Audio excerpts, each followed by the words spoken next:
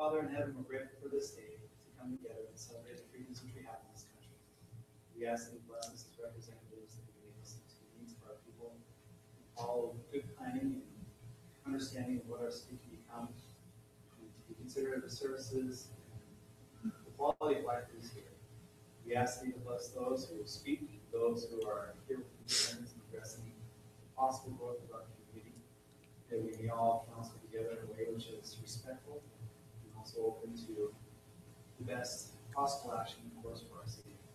We ask that you bless us with a strong sense of responsibility for the liberties and privileges which we have, and gratitude for those who have given them to us through their lives.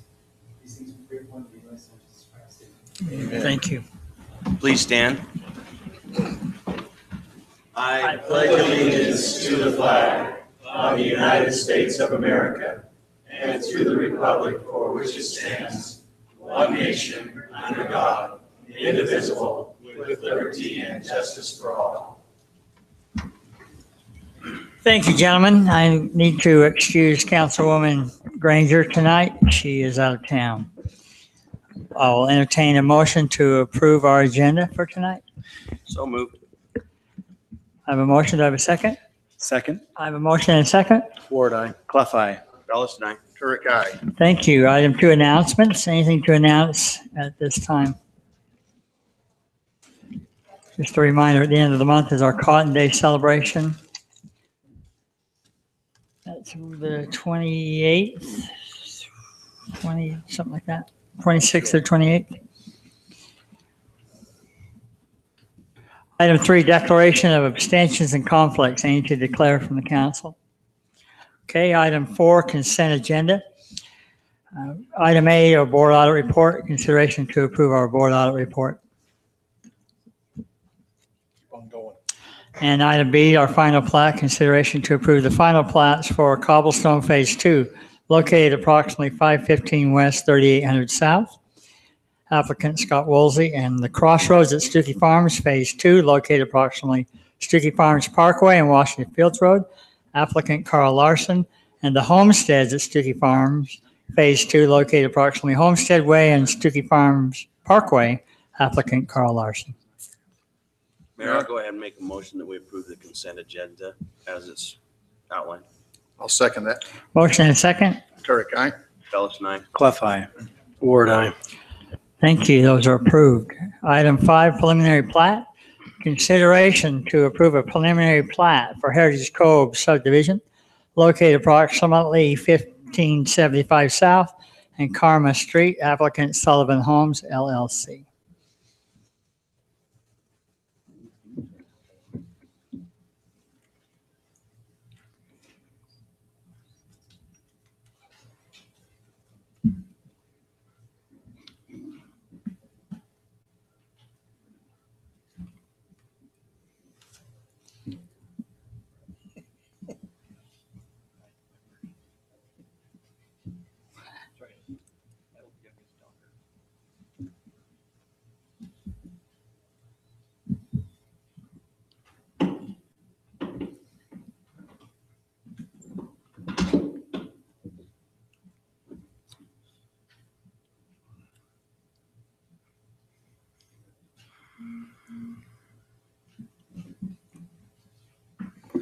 Thank you, Mayor. The applicant is requesting approval of the preliminary plat for the Heritage Cove subdivision. The applicant is proposing 17 lots and the area coverage is 6.0 acres. The zoning at this particular location is a single-family residential, 10,000 square foot minimum, referred to as the R110. The surrounding zoning is R110 to the north and west, with R112 and A20 to the south and PUD to the east. The preliminary plat approval request is in follow-up to the recently approved R110 zoning of the parcel. The proposed subdivision conforms to the approved zoning. The request meets the subdivision requirements and other city ordinances. Staff's reviewed the request and recommends approval with conditions of the preliminary plat as outlined. The Planning Commission held a public hearing and reviewed this request at their March 21st meeting, and the Planning Commission unanimously recommended approval of the preliminary plat for Heritage Cove subdivision. On to you, the City Council. That's based on the findings and subject to the conditions. And there are 12 of them. Number 12 is the extra. The first 11 are our standard. Number 12 reads, when application for a final plat is made, a specific note will be in the general note stating that the area designated as the no build, no disturb will be the property owner's responsibility for drainage maintenance on the project. So with that, I'll be glad to answer any questions the council might have. Just to let you know, during the planning commission meeting, this is a unique kind of plat, and some of these things you don't normally see, but this hashed out area came back to help address drainage off of the knoll, and to try to keep from having a ditch that will be maintained all the time. This was the solution that they worked out with Public Works, and they okayed that to be for that particular drainage. So these lots are a little bit bigger as they go up the hill. And the water is supposed to be draining down onto their own parcels and then out to the street is the design criteria on this. So how does this work? Because that hillside never got zoned. That hillside's still zoned A20. which is fine and dandy. You can have dual zoning on a particular parcel. So they're not going to be building on it. So that's why it's the no build, no disturb area. It just means that whatever comes off that hillside, they have to figure out a way to maintain. Yeah, they basically own that portion of it, but it's just, that's where the water's coming from. And so then how does that get treated in Public Works? well, it'll come like Because I any know other. down Washington Dam Road, any 1 acre lots and above, they have to have their own stormwater plan and all that. And these aren't over 1 acre on any of them. So There's one of them. Lot 1 is. lot one's over that side. Oh, yeah. Oh, it is.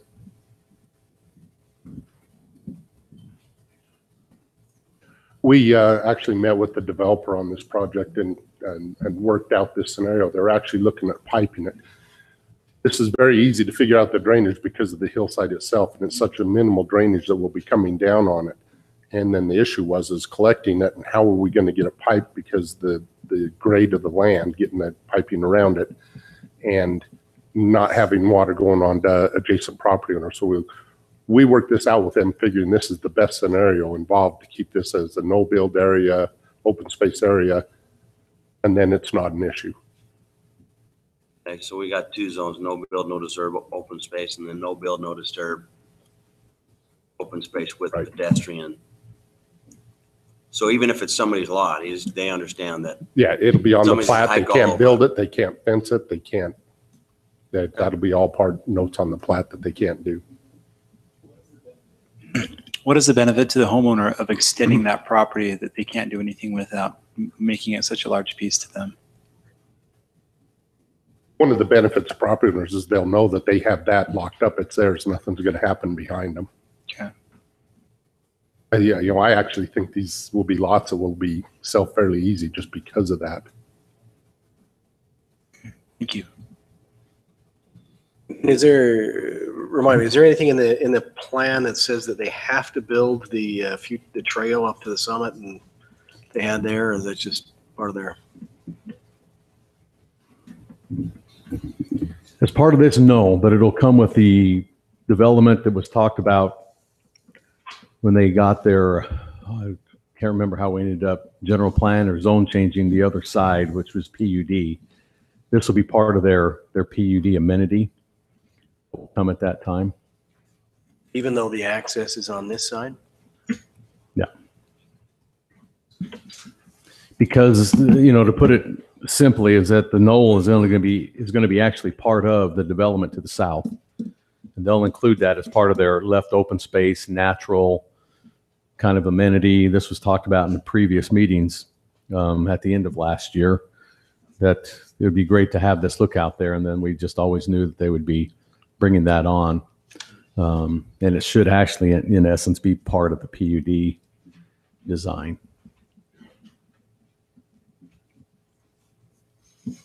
Drew, this may be more of a question for the applicant, but you may know the question there. Where that trail is coming into the cul-de-sac at Mhm. Janus Court, is that anticipated that we'll access a trailhead or something there? Probably not a trailhead like you're for parking, et cetera. Is Yeah. where are you going?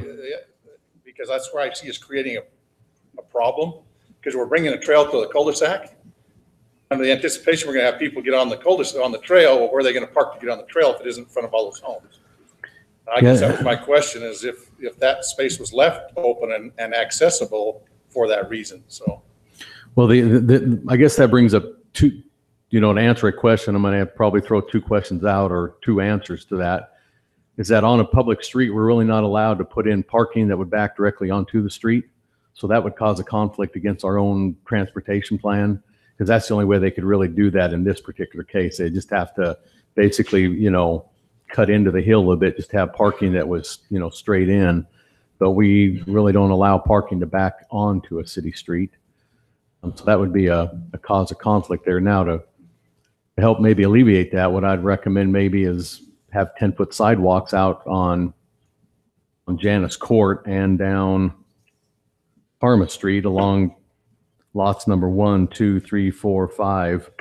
Make that into a 10-foot wide sidewalk, which we've done on other plats, and call it a trail. Well, either that or we don't take the trail to the street. We have the trail access from off out of the PUD somewhere to where we can facilitate a trailhead. And that's where the other issue comes. This is the reason it's designed kind of in this squiggly way, is because they've kind of gone up, and that's the most easy maneuverable area. It's definitely on that side of the knoll. Correct. The other side's going to be, over on this side would just be, I don't know if it would even be possible to try to get up that way. So Yeah, I love the idea of the trail. I think it's an important amenity, but I don't think we planned it very well here.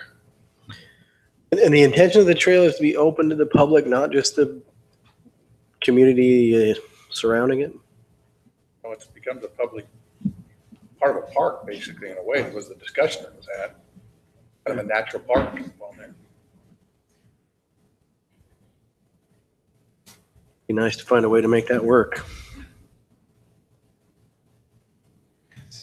I could say probably the best solution to that is to turn that sidewalk on Karma and on the court to a 10-foot wide sidewalk. And let them come through, because we are making this kind of a trailway system through here, from what I understand. Yeah, the storm drain and trail easement. They can come along there. That wasn't. And then get on the sidewalk, and since we kind of require any of our trails to be 10-foot wide, we could just turn that sidewalk into a 10-foot wide sidewalk. But I'm not following with the parking though. There will not be parking. That's, it's just, that is what it is in this case, because again, unless you want to go, again, you are the city council, but go against those, causing cars to back up into a city street like that. There's probably room to do it there, but again, you're probably, I don't know, So where that talking comes 3 in, or I'm trying 4 at to the figure most. out the topography right there, where that open space is, right? Yeah, where the trail's coming in. So the hill comes right off into that cul-de-sac. Is that what you got almost? Well, it's probably more of the flattest area there, and I don't have an. I wouldn't call it flat. It's still pretty steep, but There's it still a bit kinda of a climb. comes Yeah, down. that's why I said the That's flattest. kinda your lowest point. It's the low That's point. most access. It's the most And would that be considered hillside? I mean, could we create a large enough area that you could turn around in the parking area where you're not backing back out? I don't know how you could. And that's why I don't know, like I said, not actually seeing the topography of it.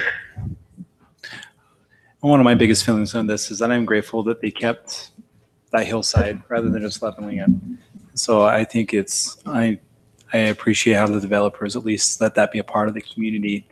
If we could add more parking and still make it a viable thing for him as a developer, I think it'd be worth to ask. But if not, I at least am grateful that the hillside's there. We can talk about how to make a better trail because it's not gone. Now you could designate in the cul-de-sac some parallel parking, and you'd probably end up getting more that way than trying to cut some into the hill and backing in. It's just, but then again, you're parking in front of 2 Residences, homeowners' that's- homes. yeah, that's the Now, problem I see is- lot number 5 has a little bit more leeway because of the length, as you see, as it bend around, but number Their 6 access points, yeah, it could number depend. 6 would really be infringed upon. That's- I think it's just gonna end up being, light duty, somebody come and hike up the hill and hike back down, but I don't see a lot of parking requirement there. I think it's mostly just gonna be your neighborhood. Yeah, it's not like there's going to be a birthday party held up in the pavilion. Well, you hope maybe not, maybe not. But it's, yeah, I could probably see maybe 3 cars there at the most at a given, on the scariest, busiest time that someone may go there, so. Who knows?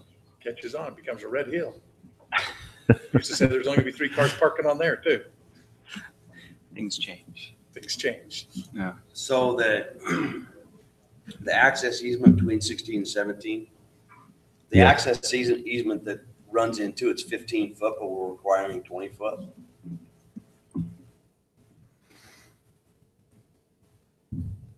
You know why that is? No, it's just that, well, part of the discussion is the 15-foot on the one that's existing. I think we wanted to be 20, but that would have cut into that hill even more so than what we really wanted when that all transpired. We like to have them to be 20 just because of the movement. It's easier on a 20-foot versus a 15. And that's the rationale based behind it, is that because the existing one is only 15, but that's because they were limited. They didn't want to have to, it would have just the price to cut into that hill 5 more feet. And we didn't want to limit the homeowners that were working with the city at the time to give us the land to put the light in. That's the short history behind it. So. Well, I do appreciate that they got that all worked out, because I know there were issues where they had 2 lots they were trying to get figured out, so. Anyway.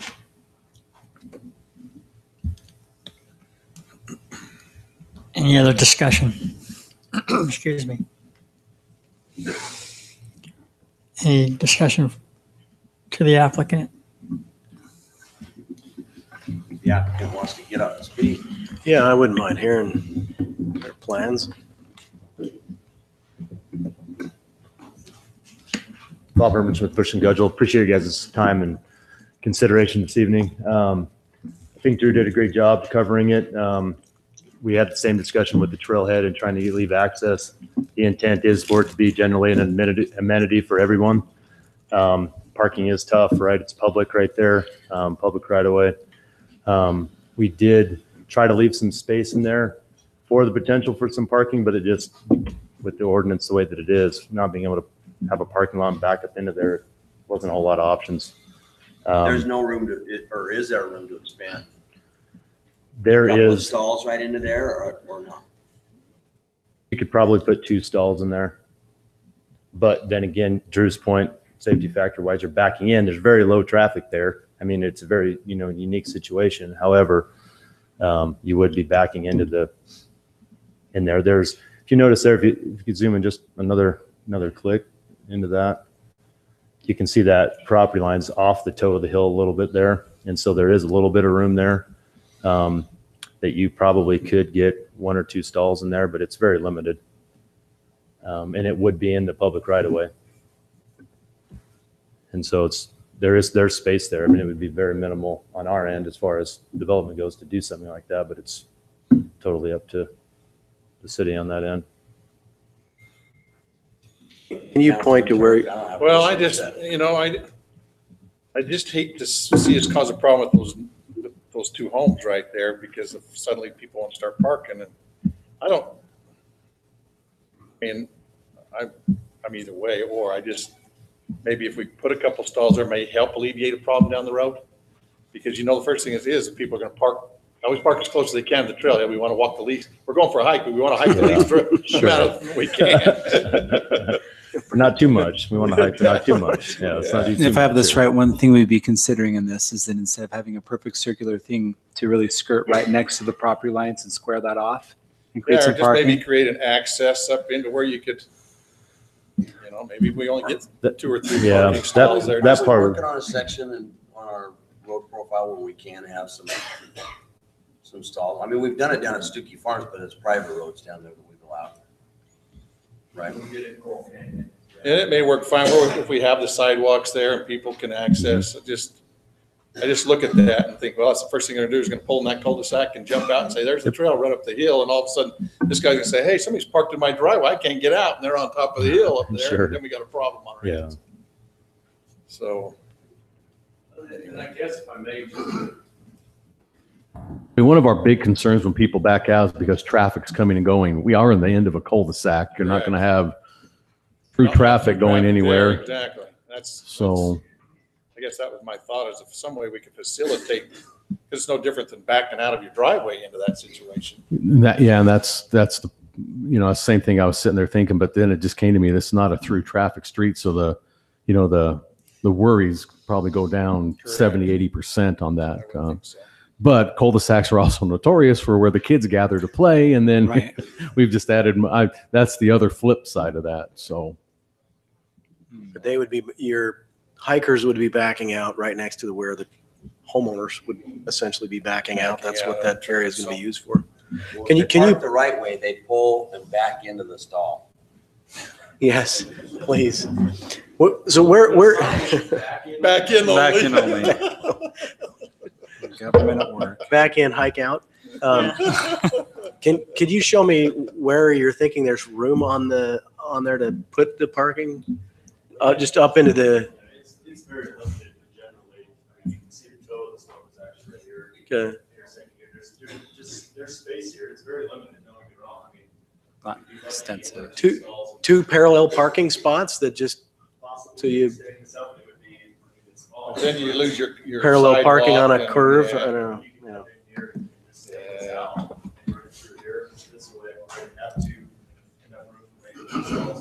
Yeah, I would just assume not. Thanks for letting us pursuing that. Yeah, because then, like I said, we disrupt the sidewalk and the flow of the It foot was worth traffic. talking it through though, just to see if it was a Exactly. No, possibility. that's- I appreciate that. Throw that spaghetti at the wall and see what sticks.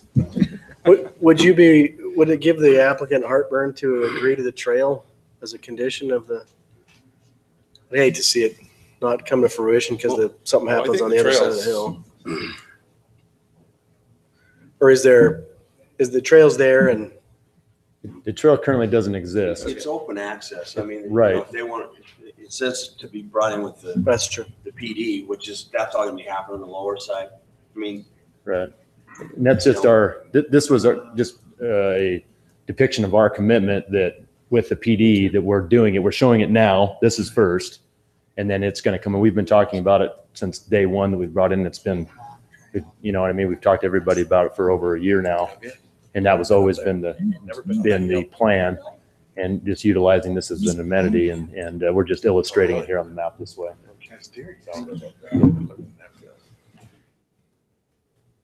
if I just may, I'm the one who kind of forced them to put this on here because I know it was strictly talked about half dozen times. So I just want to make sure that the council know that it's being aware of. It's not going to be slipped by. So I actually was pretty adamant about making sure it just got on here, noting that it comes at a future time so that everybody still knows that is the plan. So that's kind of my request and requirement right there. unless there's further discussion, I'll go ahead and make a motion that we. Well, approve it wouldn't hurt my feelings to see him widen that one section there for even just a little bit of parallel parking, just to. Yeah, I give some think that's gonna extra room. disrupt your cul-de-sac. They'll take your sidewalk out. Just extend you make a little jog in your sidewalk there. I So you wouldn't- I so you don't wouldn't think vote for that's- it? Yeah, I don't think that's my personal opinion. Is I would just assume leave it as is. Good discussion. Maybe depending on where those driveways are, they may could fit them in there along the curb without actually creating just in the cul-de-sac. Now, is the council concerned about widening that sidewalk down 1, 2, 3, 4, and 5? Or not worry about that? Just let them use the regular sidewalk to get there.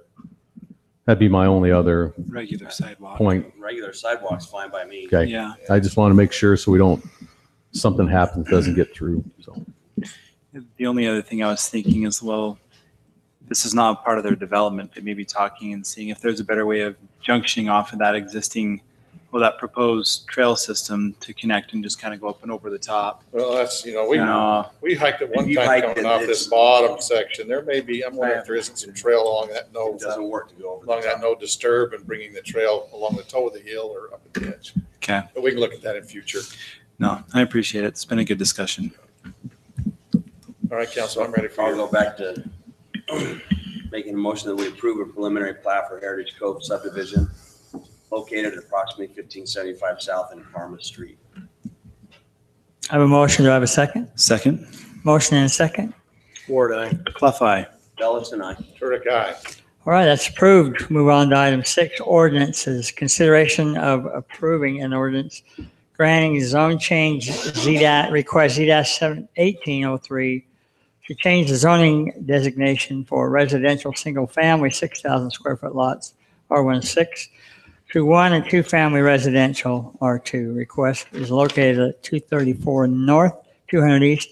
Applicant Jose Sandoval. I'll bring this one up as our exhibit, if that's okay.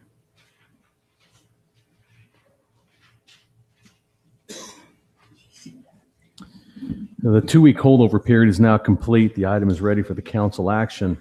Just remind you again, this is a request from R16, as the mayor stated, to the R2, which allows for 1 and 2 family residential dwellings on 1 lot. Again, just to remind you, the Planning Commission recommended unanimously to approve Z-18-03 from the R16 to the R2 in their public hearing meeting. So I'd be glad to answer any questions you might have since our last time we met. My biggest concern was making sure that the applicant was aware of what he'd have to do to bring the whole property up in the code for him to be able to move into that. And it seemed like he was able to competently confirm that he knew there would be a lot of things he'd have to add, not just to the building, but to the property on top of that. And I appreciate that. And normally I'm opposed to these types of things of some former councils, because I see us start, especially in our downtown area, people wanting to come in and put those higher densities in by splitting those bigger lots, where this is already in this existing residence. One of those things of saying, okay, it's already in place. How do we help make it legal? Right. at Bring it this into point? code. So There's, I don't have too much of an issue. The neighbor right there, Wall Family Rentals, that the house that they're on, the neighbor to the north. It It's is. in that It's quad, that's in that. right. that It quad. and you're talking. It's the one that's here, the 236. Right. Is there, and again, that is a rental property So itself. So that's right across from the Covington Mansion. no. the Covington Quite a bit is. further north. This is further north. No, it's right there. It's actually It's just right up the across the street in street a little left. bit. It's kind of kitty corner. Here's the Yeah, Covington Jerry- is 181. Jerry Sandberg's Right right on, there. yeah, right, that's what I can say. I had Jerry, I guess it's. Yeah, just so up- it's right next door to Jerry, and so it is. It's off the kitty corner of the back corner of the lot. So I know that they've had issues right there behind it, just because I've been made aware of it. And Behind, you mean of the? parking construction equipment out there and on, and kind of essentially running a construction company without following the same rules as everybody else. I think it just needs to be brought up to them that it is a neighborhood if you're going to have construction equipment. Oh, at this particular property? Well, I Okay. don't know if it's them or that I think Wall it's- Family Rentals, that's why I say. No, okay. I think it's across the street. The house Behind across that the one? street there. Okay. I don't have a problem with the R2 either. I like it just to clean, put parking in, and I think that would be help the property. Yeah, like I say, with the R2, they will be required to have 2 covered and 2 non-covered padded parking stalls at this location for those 2 residents. And correct me if I'm wrong, but it would need to have concrete or asphalt to the road, correct? No, just the pads have to be a hard surface pad.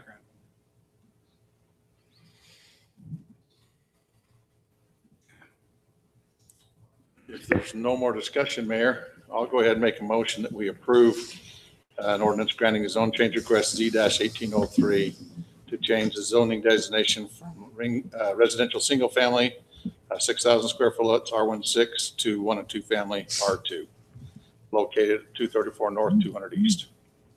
Second. A motion and a second. Terry Guy. Dallas and I. Clef eye. Warren, aye. Item B, consideration to approve an ordinance granting zone change request Z-1804 to change the zoning designation from PUD to Planned Unit Development Residential, PUD-R. Request is located at Bella Vista Drive and Telegraph, applicant SJ Property Holdings LLC.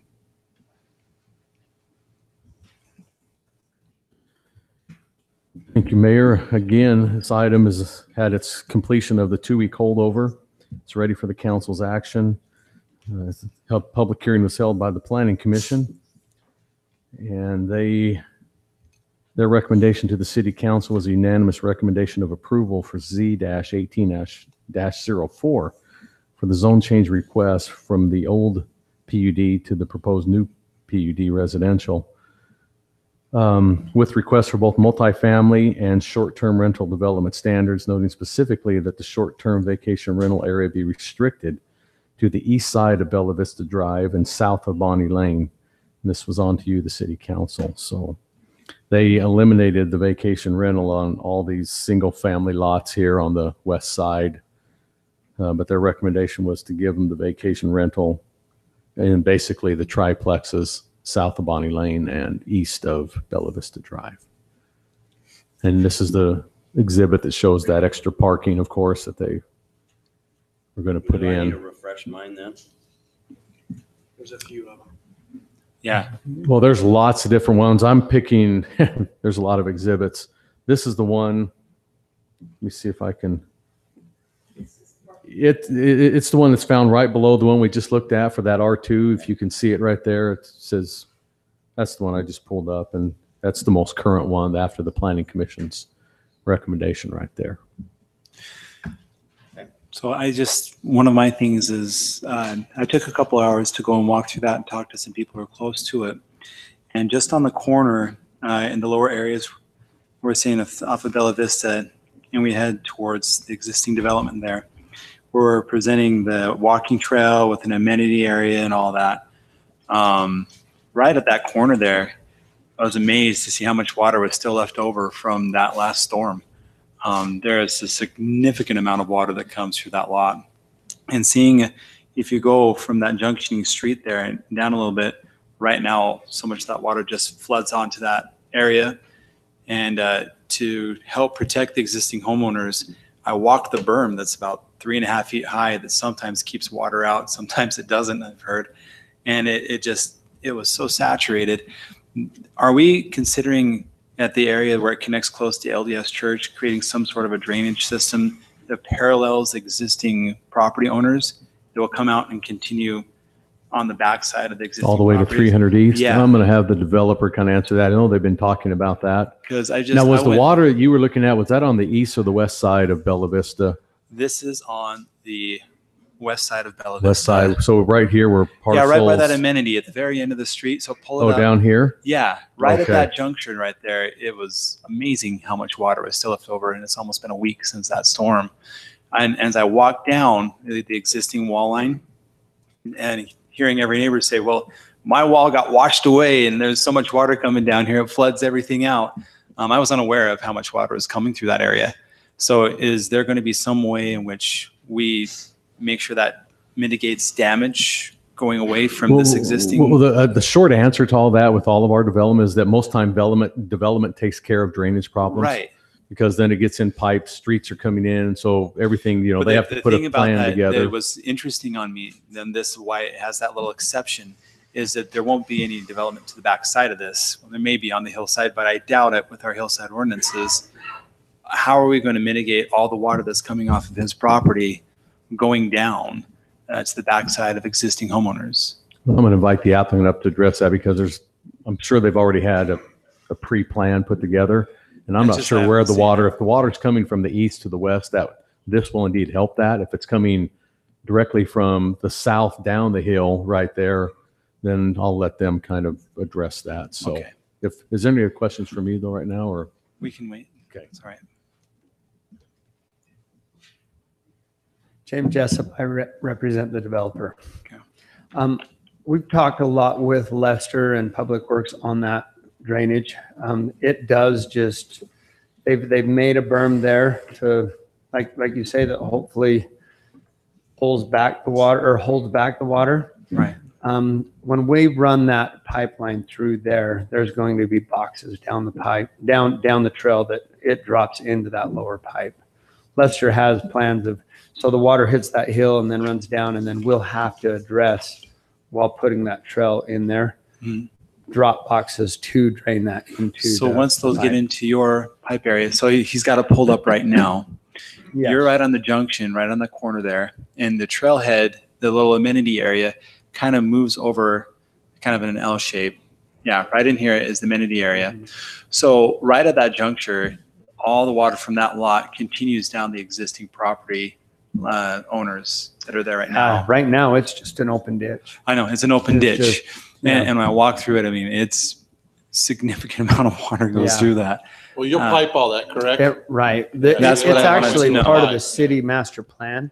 Yeah, that's the that major storm drain. drainage right there. So that's a It major is. drainage. That's why I was just curious of what we were. It was something that I was not aware of. So what you're saying is you're gonna pipe it, but you also put some collection boxes back and Right. pick that Back drainage up off on the hill development. into that pipe Yeah. as well. I'm Okay. sure he'll have us go through and do that. It's got to conform to their design. Right. Lester will be, or Lester, Brandon now. Mhm. Brandon with Public Works will be very involved with the design. So on that. right against those walls right now, I mean, they're older cinder block walls. Right. Are you intending to fill against those, or are you going to be ground level with the existing cinder block walls when You you? can't fill against cinder block walls. Right. I'm just double checking. So I'm sure if we're above it, we're going to have to do something to retain our stuff.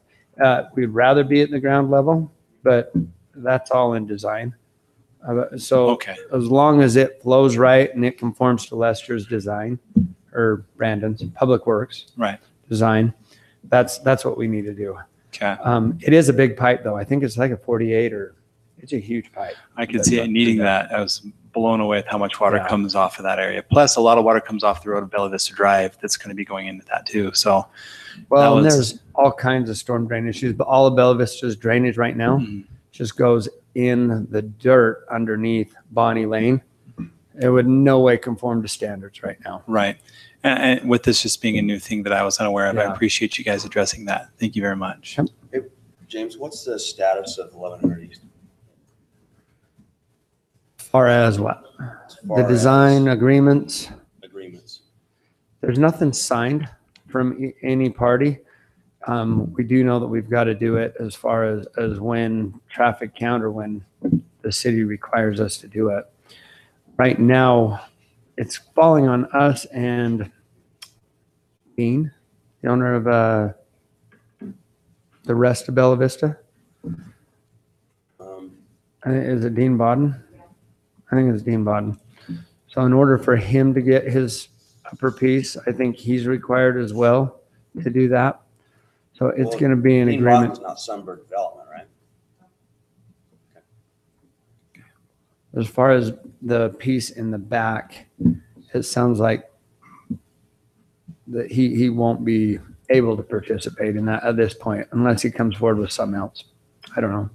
Which piece in the back are you talking about? The That would Florence be, Drive?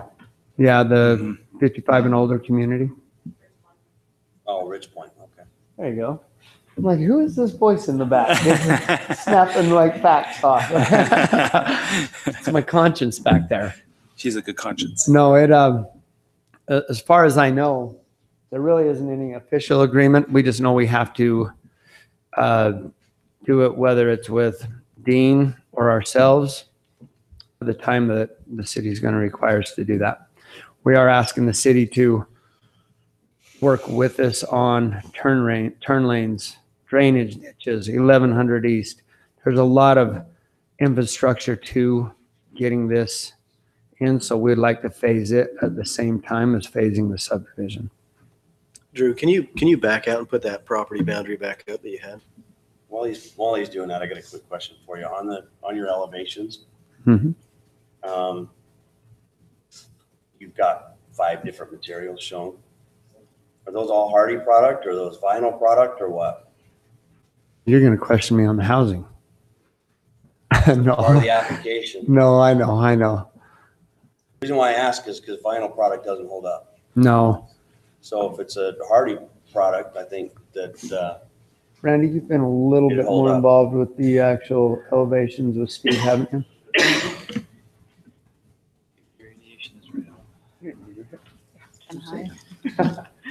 Randy Walker with Civil Science. Steve Howcroft, I apologize, he's not here tonight. He's the one he's the actual builder and the one that's been pursuing the elevations of the homes more. So I know that he's got a better idea on it, but he's been a builder for so many years and he builds down here. So I would assume that he would be using a product that would withhold the heat versus what he's been done.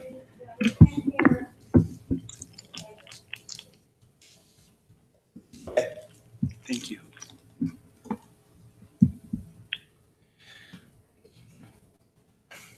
The basic thing that she said is that the builder would consider the types of materials for this region. He's been a builder long enough that he does know good materials versus bad material. Thank you.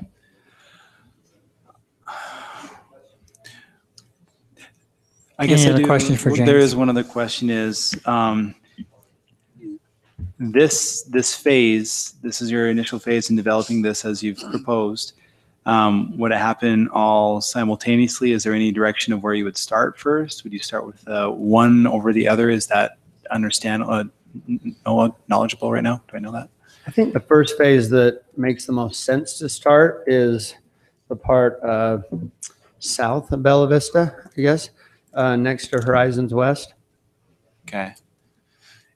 And so that's going to be more of the typical Single family residence. Right. you talked before that everything along that west border, single story. Yes. Because I think it's not spelled out in this. If this moves forward, we're gonna have to make sure that we have a few things in the motion that carries. And then my map doesn't reflect it. Drew said that you guys were scaling back the overnight rental. Over those single family, we'd Or still your like, request is to scale that out. I mean, I think with the overnight, The planning commission only gave them triplexes. Oh, did they? Recommendation is what it was. okay. it wasn't our choice to scale it back. That was the planning commission's recommendation. To scale it to that side of Bonnie Lane. That was the planning commission's recommendation, was to solve the triplexes, all they didn't give any of the. Single family.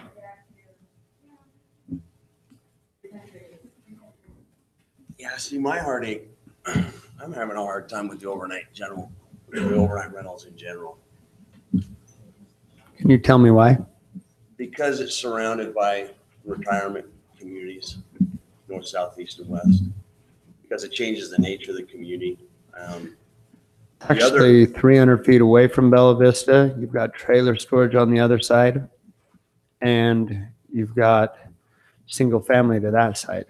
You're actually very isolated from it. That's my opinion. My opinion on that, where my concern is that the driving up and seeing the existing community that's there, there is going to be a lot of burden from people to try the amount of traffic to add to that one street until something's resolved with 1300. Oh, 1100. 1100, I apologize. Yeah. It seems like a significant strain on the existing residents. And so adding that with creating an amenity to where now we're going to have, let's do overnight rentals, adding to a traffic scenario. The retirement scenario where there's these homes that are people that are in the retirement phase, plus adding a whole bunch of traffic from people that are not invested in the community. That I think is a valid concern of my conflict with the overnight rental also. I have a struggle seeing how that fits within the basic function of this community. It does change the nature of it. Do you feel like single family permanent residents will be any less traffic? It's a two-part. Will it bring less? Possibly. But I think the biggest thing is they're more vested in the area. And there's a different type of resident in that building than a person that's coming in for a couple days. And so it's the type of person driving the vehicle that changes the value of the vehicle going in and out, in my opinion. So I could be wrong, but that's my concern. I appreciate those concerns. Being owner of a few of these versus being familiar with permanent residence ones, there's a lot less traffic in nightly rentals than permanent residents. And we do have our traffic counts. So you're concerned with the traffic on Bella Vista. We do have the traffic study. We pay for that traffic study. You guys should have that. It's this long. I can put a little insight to that too. The traffic concerns are really between peak hours, meaning, 8 a.m., 5 p.m. when people are coming and going from work, coming and going from school. So if you have a short-term rental project, you're in a non-compete. Most of those people are not going to be leaving the same time because they're not going to work. They're on vacation. Either they're got up early to watch the sunrise on a morning hike in our area, or they're still in bed because they're on vacation. So that actually offsets traffic, so to speak. Yeah, your weekends are going to be busy. But Monday through Friday mornings and 5 o'clock at night when you're trying to get home from work, that eliminates that.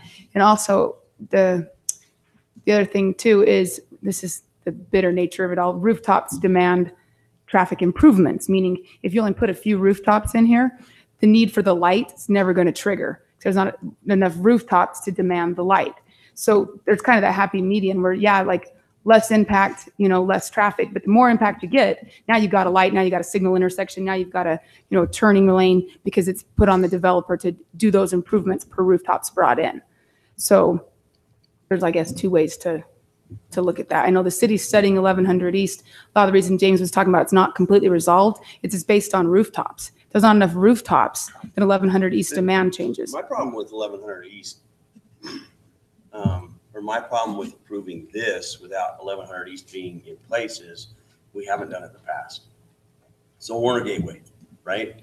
We only approved 30 lots. We didn't approve a whole plat that says, well, you get to build the first 30 that you want.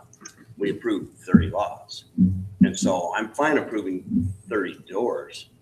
I'm not fine approving all of that until it's resolved. Okay, so once it's resolved, bring it back with the application says it's resolved. We've got our access. So 1100 East design is resolved. The access But on you don't own the access and you don't have the agreements in place. the agreements aren't signed because nobody's going to sign it until the plan is approved. So everybody knows who's proportionally paying for what. It's financials that aren't resolved. It's based upon rooftops. So if Dean Bodwin carries this much weight, There's a lot of things that haven't been signed at this point. That's one of them. The properties that hasn't been purchased. I mean, there's a lot of things that haven't been done at this point. so to we've try got and get public this in public place, works. But still, at the same point in time, that's what we've approved up on Highlands. That's what we've approved in Warner Gateway. That's what we've approved in other projects.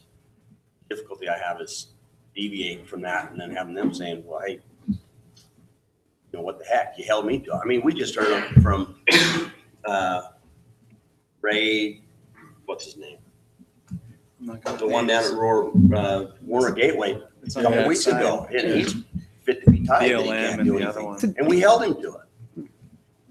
So how Or should I treat this different? Well, the law than says what we've that. I done mean, with- basically, the code tells us that. It's not just us, it's the Well, code. and it's not only that, it's that we have an existing significant development in that area that's going to be impacted by anything that So what- happens here. So What we're Troy, if talking you is were to, coming so when we're asking the city to come to the table with that as well, you do have a drain line going down the backside. We do need a turn lane into Bella Vista.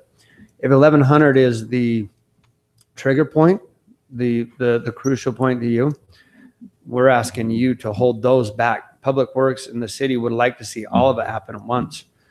For 50 rooftops, to have a turn lane, a storm drain, and 1100 East. Yeah, see, I never heard anything about a turn lane. This is the first time. I've Well, ever heard this about is a turn lane. Public Works. This is our discussion with, this is what's going to be required. So, yeah, we know 1100 East is going to happen, but phase it. I mean, if it's Well, a turn and that's lane at fine. first, And that's great. fine. Let's cut off Yeah, but- everything east of where that cul-de-sac turns in. And then that's phased. You've got actually that's 36 doors. So you'd have 10 of the 12 buildings that would be approved at this point. Everything else would be off the table until That goes in. it gets put in place. I'm not sure what you're saying. Isn't this handled by a condition though? Because Warner, not to compare project to project, because it's not apples to apples by any means. I'm very familiar with Warner Gateway. It's an approved plat of, I think, 172 lots.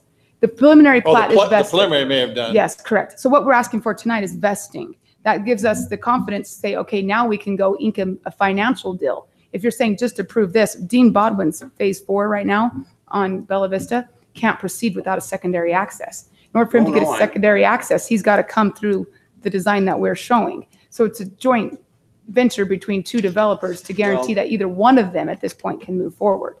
And the condition on the zone change that I think staff has done a great job of drafting, and we've worked heavily with Public Works on it, dictates it has to be done with this development. If you read the wording on it, it says with this development.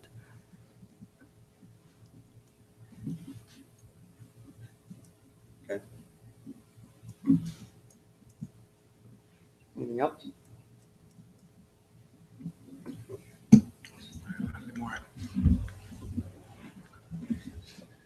Didn't we condition that other one just on 30 COs, Warner Gateway?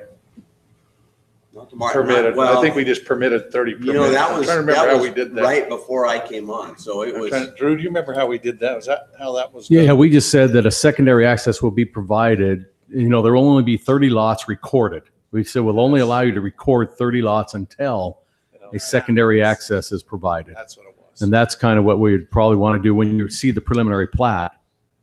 Whichever one they bring you out of this, you would just put that condition on that plat. Would that be a valid condition in this particular setting?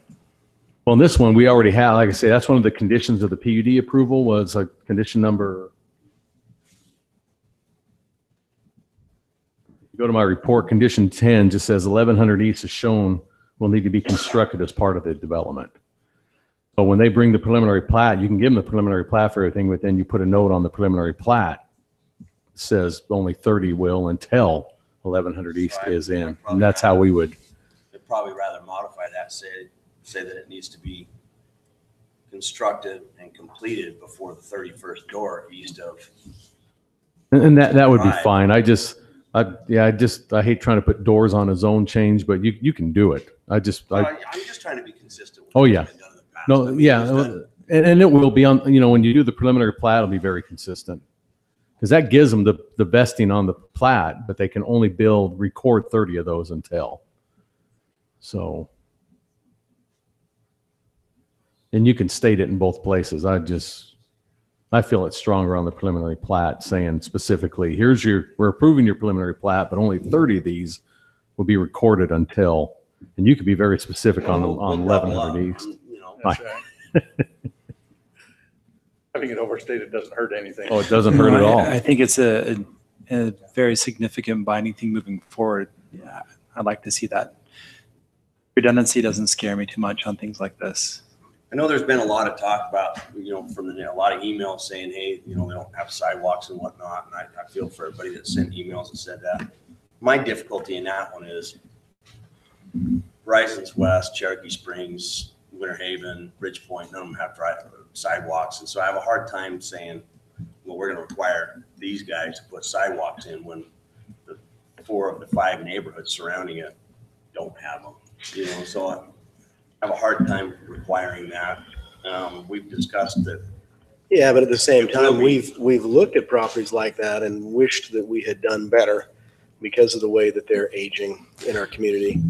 And on top of I that, understand that. if we're going to be doing any type of a thing that I mean, if becomes we're going to be not, consistent, we ought to be consistent towards things that are working and establishing, sorry, Dan. Well, I think that those Okay. projects do hold up pretty nicely. I haven't seen a problem in those particular ones.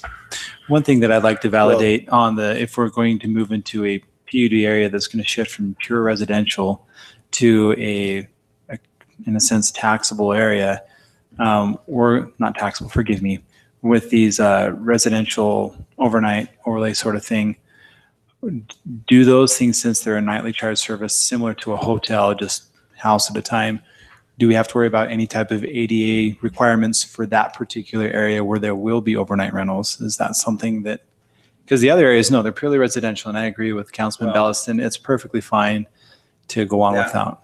I don't know that that's of this application required, because if they're going to build them and put them into that, they have to comply with laws that are in place. And ADA is a federal law that would trump anything that we do here anyway. Correct. So I was wondering if that applies to the sidewalks in facing those particular If houses. there are ADA rules and whatnot that they would have to do to put it in overnight rental, then that's going to be the developer's issue you have to deal with, assuming we grant overnight rentals.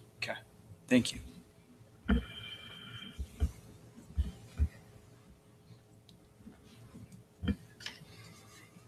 I don't think we're improving the area. What's that? I don't think we're improving the area. With this project or? Right. In the whole? Right.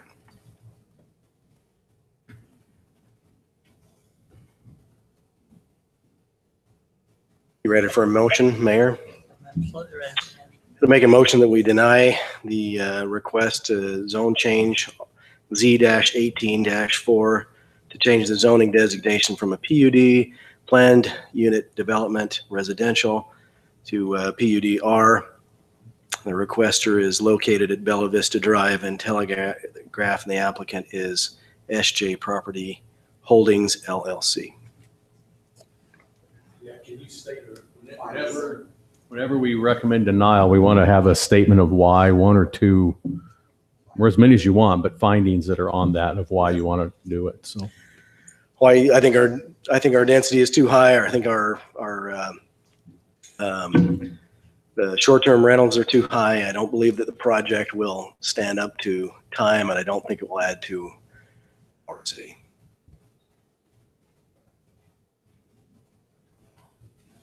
Have a motion. Discussion. Okay, second. Have a motion and a second. Now, can we talk a little bit more? The concept of adding into that a possibility if they were just looking into starting with those 30 homes and considering making sure that 1,100 is completed before discussing further, growth or concepts might be worth considering. That was just my only thought. I think I would be much more amenable to that. Personally, I think this little portion here fits. I feel like It ties in with the existing neighborhoods and adds to those neighborhoods, in my opinion. What moves on across becomes problematic to me, especially without 1,100 agreements in place, because there's more than just two landowners involved. You got a couple or three landowners involved there. Right. So I hate to approve anything until those agreements are in place, but I can also understand them wanting their vesting in place before they start. In respect to the developer, if that's something that'll help them with these first 30 homes to add as a negotiation to get that vesting in place and to push for those things to be built, while we may not fully agree with the concept of what they have in place, I really like where they'd be starting and think that would be an improvement to our community. And if they'd be willing to make sure that those other things are in place before expanding more of their concept or coming back with what they would like to do, I'd be more open to that than just a straight up denial.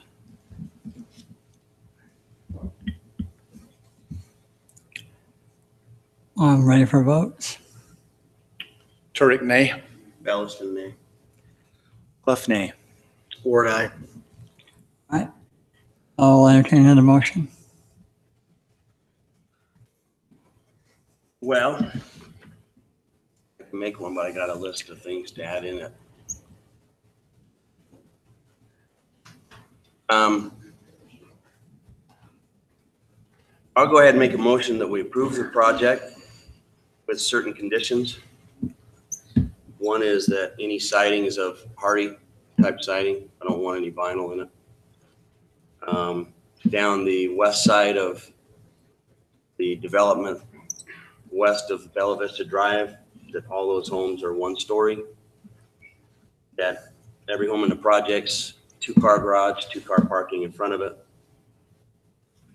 That no more than 30 doors are approved east of Bella Vista Drive until all of the agreements are done and signed and approved on 1100 East. And that no overnight rental be approved in this project. I just clarify, you wanted just all single story in this area or just the ones that border Just down- Horizon West? Well, just down 'Cause the they're- border of Horizons So West. we're Because they lots- incorporate, yeah, so you want Probably lots spell 108 through 116. I'll be honest with you, I don't have an issue if there's a bonus room as long as it faces away from Horizons West. That's what I wanted to clarify. So yeah, we'll just say 108 through But the 116. concern there is that everything on that west property line Single story. maintains some privacy with the neighbors. I don't remember it. It was so beautiful. No more than 30 doors be approved east of Bella Vista Drive until such a point in time that all of the agreements are in place and Public Works is satisfied with the 1100 East improvements. And the improvements will have to be in before that 31st door gets built. Okay, so and I better clarify this because, so you're approving the single family and the multifamily with no vacation rental, but they can only do 30 doors period on. No, they can only do 30 doors east of Bella Vista. Okay, so you're giving them Everything all- west of Bella Vista Drive. You're going to let them have, They okay, have two accesses out of that. They have their, okay, they have their ability to get out. okay. Just wanted to clarify. That's what we're, So, and for the people that are here visiting, I went through all that stuff west of Bella Vista Drive is very consistent with Rich Point, is very consistent with Horizons West. I just, when you have neighborhoods that are closer, I just have a hard time denying those when the neighborhoods existed. So And I think any way of pushing improvements in the drainage and stuff that's a burden to the existing residents is a benefit in that area. So seeing some development there, I'd be very much in support of. I'll second the motion. I have a motion and a second on this one. So that includes multifamily and single family, so. what do you mean? On you the said 30 units, so it's 30 units. So On the west side. They're on the System. west. It's 30 doors. That means 10 buildings. If they're triplexes. 10 buildings is 30 Oh, I thought we doors. had I thought we had some of the more. No, they're all- 30 doors. Okay, I have a motion and I have a second. Turek, aye. Fellas tonight. Clef eye. Coordinate. All right, that motion passes 3-1. We'll move on. Item C, consideration to approve an ordinance granting a general plan amendment G-18-02 to change the land use designation from community commercial CCOM to high density residential HD located approximately 1100 East. Excuse me? Thank you. 1100 Eastern Telegraph. Applicant Bruce Dickerson. thank you, Mayor. Stated earlier, this is the 2-week hold period is over for this item as well. The item's ready for council approval. And again, it's just this piece that has the red 0.82 acre area. Just give it just a second. Let's get them to clear out who's leaving, because they're not really Okay. talking, but it is kind of muffling the sound to some of our old ears. What? Huh? Don't fall for it, Jeff.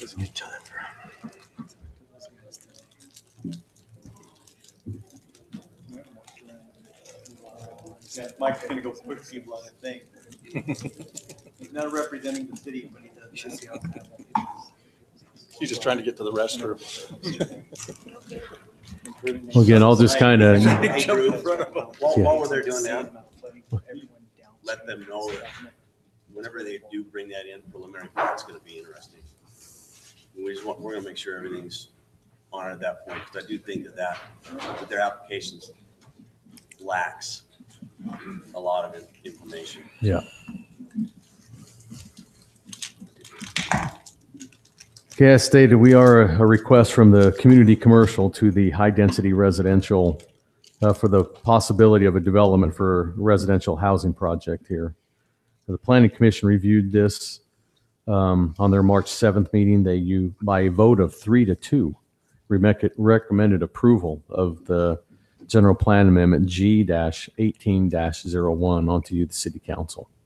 I'll be glad to answer any questions you might have picked up in the last 2 weeks on this project.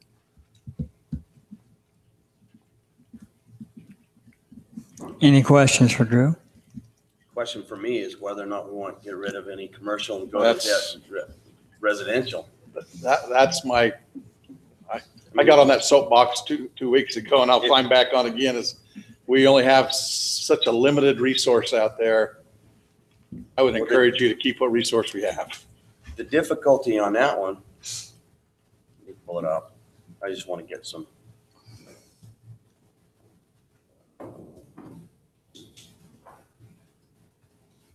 That front parcel is 0.77 acres. I understand, there's different owners right there, but Correct. 0.77 acres is tough to do much with. Well, I guess that's my argument is if you leave that one there without the access to the other, you just, it's just going to bleed on through. Say, well, we Right. can't do anything with this one. So the only way you're going to, by chance, keep some commercial there is keep as big a parcel as you can, master plan that way. And hopefully those landowners somewhere will either buy and sell or agree to work together and bring it to fruition.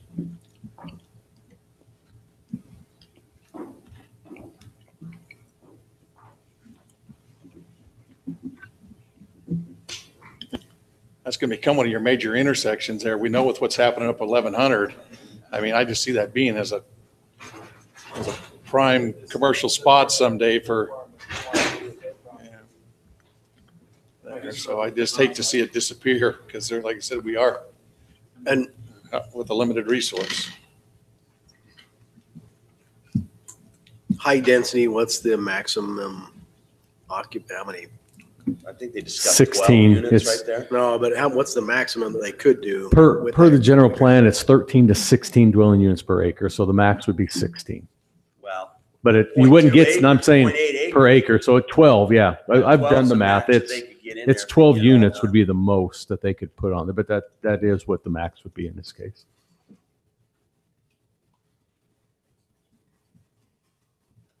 This was designed as a little commercial corner. At some point, it's, Well, actually, I mean, if you it's look, there's a filling in sign, so there's a much sign on the another next anyway. piece that has a, commercial parcel there. well, what I meant to say is it's a little premature to put commercial on it now. I honestly don't think it is, but there's so much that's coming in that area as it is, that it's a short period of time. To put residential on it right now is kind of a step backwards. Correct, I think so. Yeah, Throw. I'd like to see a commercial personally. Well, I'm not 100% nailed down on where I'm at with this, but we do have a affordable housing issue in the area. And, I don't see $240,000 being too affordable housing, in my personal opinion. well,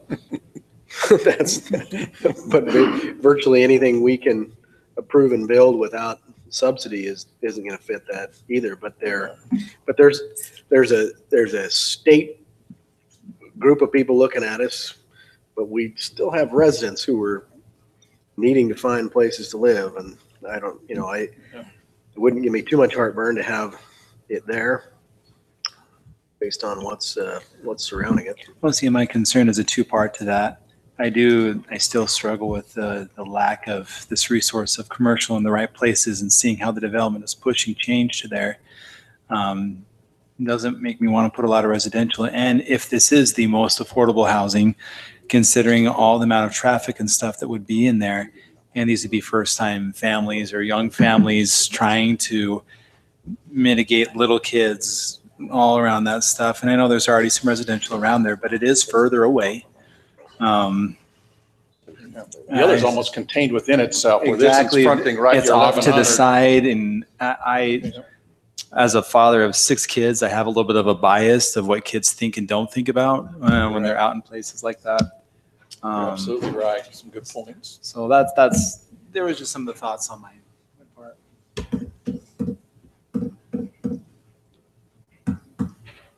You ready for a motion, Mayor? Unless you have questions for the applicant. I don't have any questions. I'll make a motion that we deny an ordinance granting a general plan amendment, G18-02, to change the land use designation from community commercial to high density residential. Second. I have a motion and a second. Can I wait? Can you, sorry, I need the Okay. same, if you All can right. give the Well, reason. basically, my biggest reason is we have such a limited resource on commercial properties available out there, I'm trying to keep all that we can available for development in our future of our community. I think that's important. Plus, I don't think high-density residential is real conducive to the busyness of that intersection and road right there. Thank you. I just need to make sure we got it down on Okay. the motion. I do have a motion and a second. Turek, aye. Bellis and I. Clough eye. You don't need my vote, abstain. Okay. Chicken. Wait a minute, I think it's the first in 8 years that I've had somebody abstain. Cost on it, I don't know. No, I abstained once. Did you? Wait, you abstained? All right, that motion passes 3 to an abstain. I think by default it's a deny, I think by default it's a nay anyway. And I think we want to avoid that because that's why we have the abstentions up front.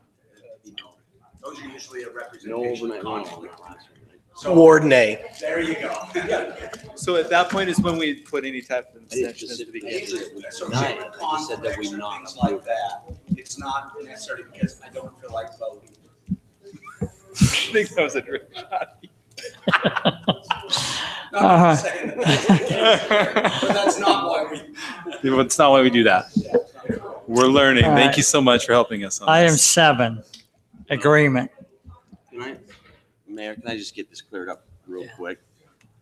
On the motion prior. As I recall, I said that we not approve the overnight rental. They were And I just want to denied. make sure the other Yes. councils. Yeah, the overnight agree. We did not rentals were approve denied. the overnight rental I in that didn't, last. it didn't specifically say deny the overnight rental. I just said, I just want to make sure that that's in Yeah, there. they're not approved means they're denied. I agree. That's, Aye. that's what it was. Mayor, did you want to just try to get a, We just did. just to make sure? Well, I wasn't even sure who said it then. Yeah. So So it was denied. Okay, we're clear? I'll make sure they're clear of that tomorrow. Okay. Thank you. Item 7, agreement. Consideration to approve an agreement to allow the field, construction, and maintenance of a slope on open space property owned by Washington City. Property is located between Washington Parkway and Commerce Boulevard. Applicant Dean Terry. Hello, Dean.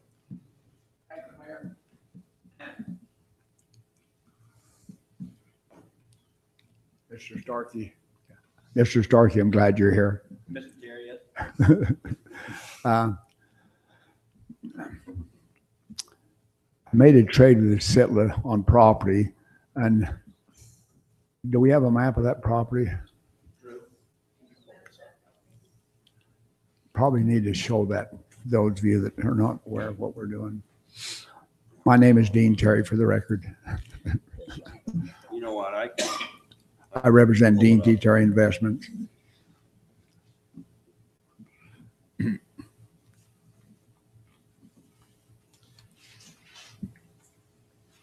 I should have brought my pie, but I didn't.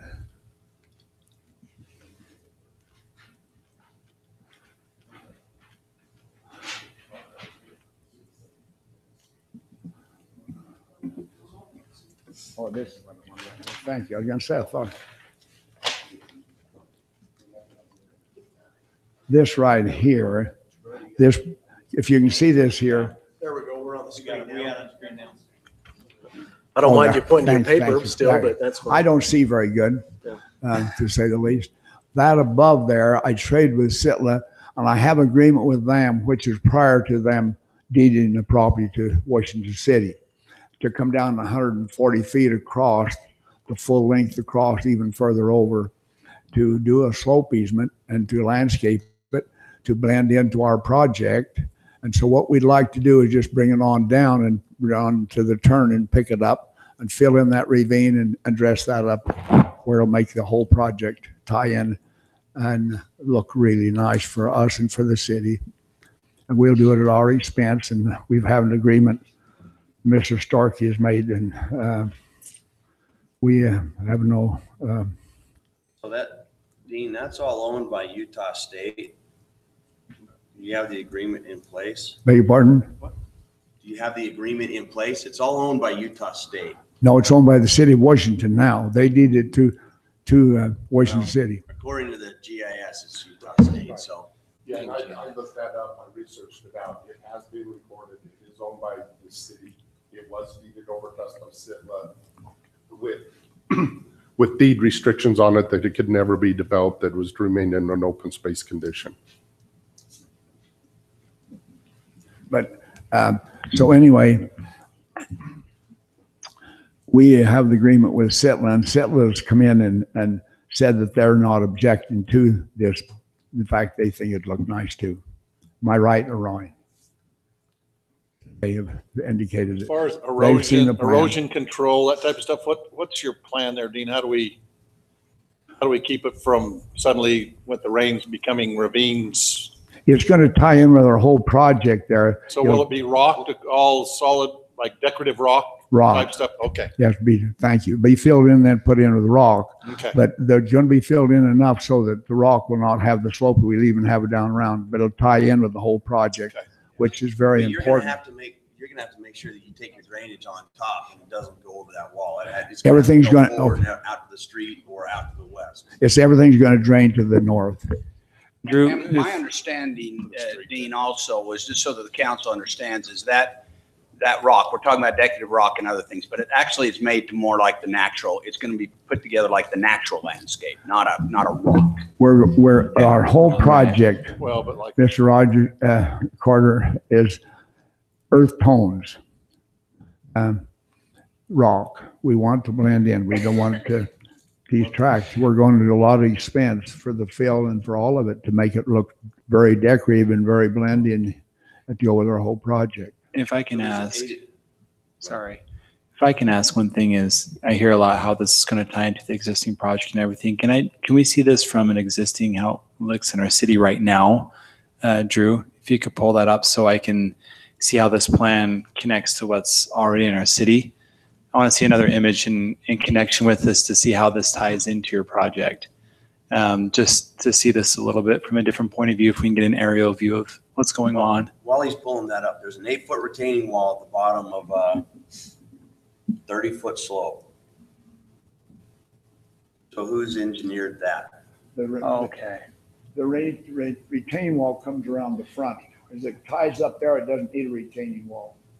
No, I understand that. On the south side where you're adjacent to that other property, there's an 8-foot retaining wall, but it's a 30-foot slope. So I'm just curious who's engineered that? Who engineered it? AGC's engineered that? Okay. And then all the, so for the rest AGC. of the, AGC is doing all the project. And let me tell you, when we start moving dirt up there on the project, they're going to be there 24/7 if they're moving. you might not want to have. There's not going to be any dirt. Bob knows that, and so does Wayne Rogers. If there's dirt moving, there'll be a man on the site, and there'll be a man that we're going to say a very strong-minded man too. All right. I We're like laughing that. because there's a little inside We just joke. had it Thank you, there. Troy. Yeah, I We've had some appreciate people that. think that wasn't appropriate, so we appreciate your insight on that. Anyway, for the rest of the council, just basically That's awesome. everything east of that vertical line and then south of the horizontal line Yeah. would be on city-owned property. Hmm. And part of this is shown as being sloped that's not landscaped.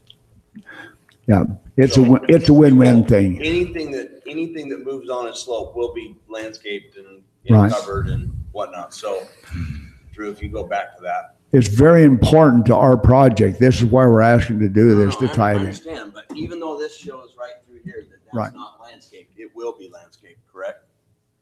Yes. Oh, yeah. Yeah, it comes up and ties in up to the top. Dean, just to clarify, if you will, Bob with Push and Gudgel, is that area that you're referring to there, the reason that we held back in there, there will be grading there. The intent of the landscape rock is to present a visual corridor looking that way, up the boulevard to the right. There is a ridge line that is right there that stops the viewing at that point. Yeah, that ridge line. So I care as much about the erosion as I do the aesthetics of it. I agree. I agree with the erosion comment. The thought process is working through with Mike and going through with Public Works was that was the intent, was to stop it at that point because it wasn't needed just from visual. It would be a waste because it would be tucked up into that corner. Is that right?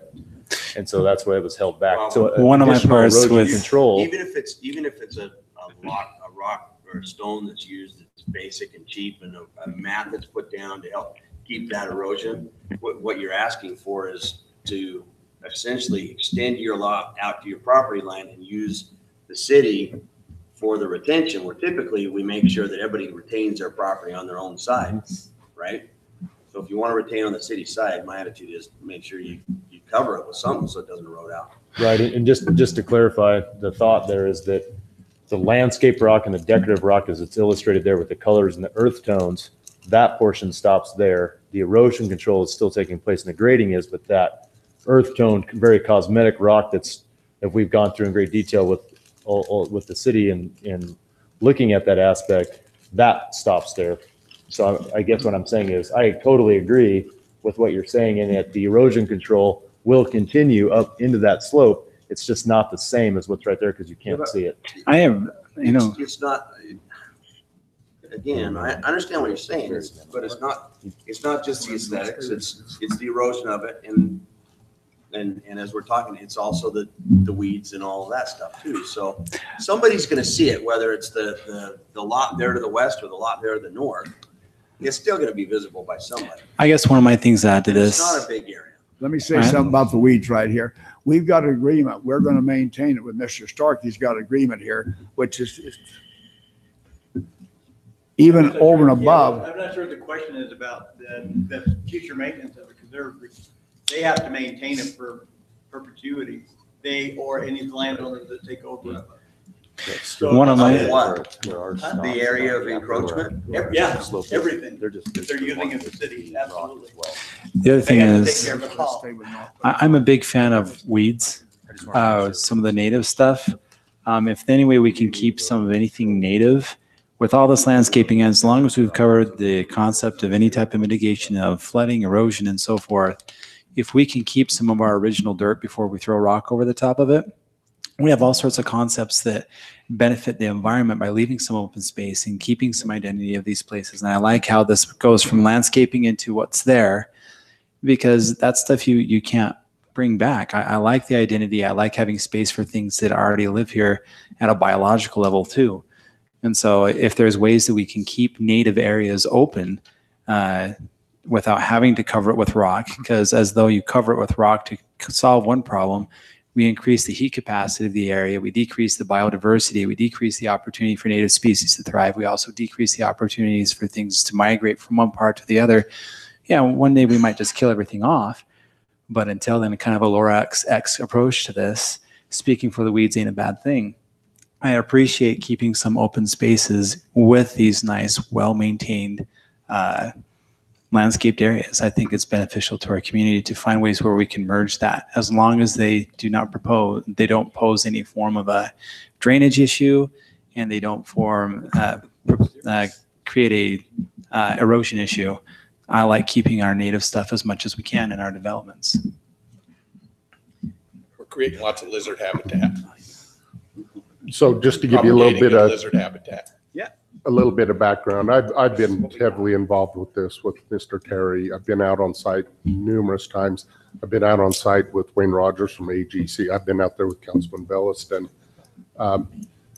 If you've been out there, and especially this one portion of it, it grows tumbleweeds very well. It's heavily eroded. It's probably more at a 1-to-1 slope. I think this, with the improvements coming in, this is really coming from my request that we come in here, we take care of the drainage, there'll be piping of the drainage, because that is a wash, it is a natural drainage area. Piping of the drainage down to get rid of the flowing off of the property up above. Get a decorative rock in there, don't go in and manicure the slope. You know, I give them the scenario, put your worst dozer operator on it and you'll do exactly what we want. You know, place large rocks in here, small rocks in here, and plant native vegetation that we don't have to water. I would like. So, you know, to come in and leave it as dirt and try to establish native, it doesn't work. Well, we've tried it, especially when we do like waterline projects through BLM, or you never get the native to come back after you've disturbed it. So I think there's a couple volunteers for the worst dozer operator job. Go try it out. But it would be. Look, I make a bad dozer in driver. In their I'm defense, horrible. it would maximize our property, but it would be an improvement to the area. It would. It'd be a definitely visual improvement to. And you're the- not concerned that- with the erosion that may happen in that little, No, and they Okay. still got to submit some drawings to us for their construction, what they're gonna do there. This is more of the conceptual of, this is how we want to do it. So when they come in, they'll submit construction drawings with all their drainage improvements. So we're not flowing the water down those slopes, so we're not eroding those slopes. if I hear you're fine with it, that's right, I've heard enough. So just a couple of questions again for the applicant. You had mentioned that this was very important to your project. I'd like you to just elaborate on that, and I'm not catching what you're saying about the view corridor or the space there. Either one of you would be fine. That's.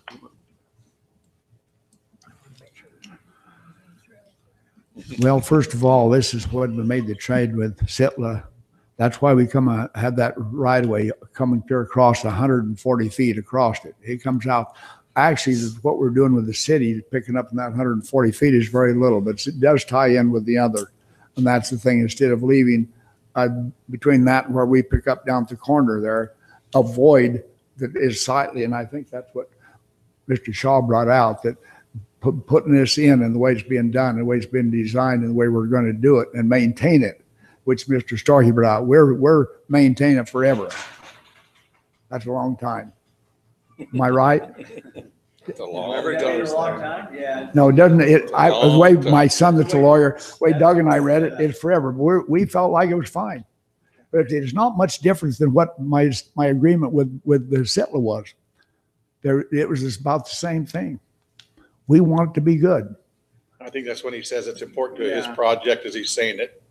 To Yeah. have his project and all of a sudden a bare piece of ground isn't conducive to what his project he wants to have. For there. visual aesthetics and improving the surrounding area of your project. Thank Right. you. And then the view corridor, you were touching on that. I'm not sure if I catch what you're. Just in general terminology, just on Washington Parkway, as you're driving up here, you're gonna be able to see these slopes. And so that was the corridor, just being able to come here instead of option, putting a wall in or slopes here, just decorated slopes, matching all of these slopes was the intent. So that when you came up here, you saw that rather than a large stacked wall that was, or concrete wall that was very significant. Okay, thank you for That was- clarifying that that. was Yeah, that makes sense. Thank you. All right, any other questions? So Mike, Mike Shaw, were you comfortable? So Mike stayed with me late Thursday, but then I changed it even more by the time we got back to Friday. Are you comfortable with the agreement and the way we've locked in obligations to maintain and everything else that you and I talked about working into it? Because it's pretty complete considering. Yeah, I'm very comfortable with that. I'm actually trying to bring up another picture for you. Let him do it, Drew. He needs to learn, Drew. Let him do it.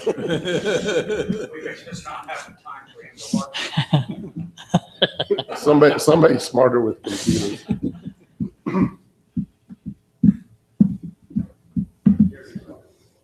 You want to look at it with that one. Thank you, Dean. Actually, one of the smartest IT guys we got, who were born in 1960 in this city.